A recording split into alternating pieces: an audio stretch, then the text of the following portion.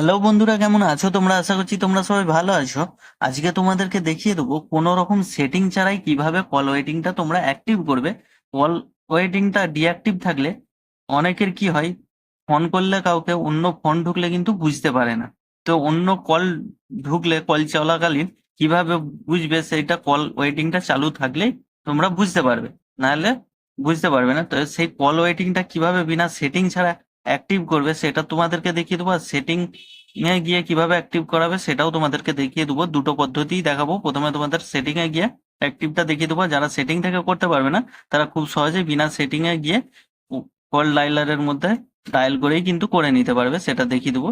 তোমরা এখানে call ডায়লারটা open করে নেবে। ওপেন করার পর দেখো উপরে থ্রি ডট, এটাকে ক্লিক করবে। ক্লিক করার পর কল সেটিংটা ক্লিক করবে। কল সেটিং এ ক্লিক করার পর এখানে একটু স্ক্রল করবে। স্ক্রল করে এখানে কল ওয়েটিংটা খুঁজে নেবে। কল ওয়েটিংটা এখানে দেখো, এই কল ওয়েটিংটা তোমরা এখান থেকে ক্লিক করবে। ক্লিক করার পর দেখো কল ওয়েটিং এখানে কিন্তু এটাকে ইনেবল করে দেবে। আমি ইনেবল করে দিয়েছি, একটু সময় লাগছে। দেখো আপডেট সেটিং দেখাচ্ছে, এখানে ইনেবল হয়ে গেছে। তোমরা এইভাবে করতে পারবে। তো এইভাবে তোমরা যদি না খুঁজে পাও কল ওয়েটিংটা, তোমরা এখানে *43# এখানে ডায়াল করে দেবে। জাস্ট ডায়াল করে দিলেই কিন্তু তোমাদের কল ওয়েটিংটা অ্যাক্টিভ হয়ে যাবে। দেখো এখানে দেখিয়ে দিয়েছে কল ওয়েটিং সার্ভিস ওয়াজ এনেবল। তোমাদের কল ওয়েটিং সার্ভিসটা কিন্তু এনেবল হয়ে গেছে। তো এইভাবেই খুব সহজে তোমরা করে নিতে পারবে। তোমাদের কল ওয়েটিংটা ডিঅ্যাক্টিভ থাকলে তোমরা এইভাবে অ্যাক্টিভ করে নাও। চলো, দেখা হবে পরের ভিডিওতে। ভালো থাকবে, সুস্থ থাকবে।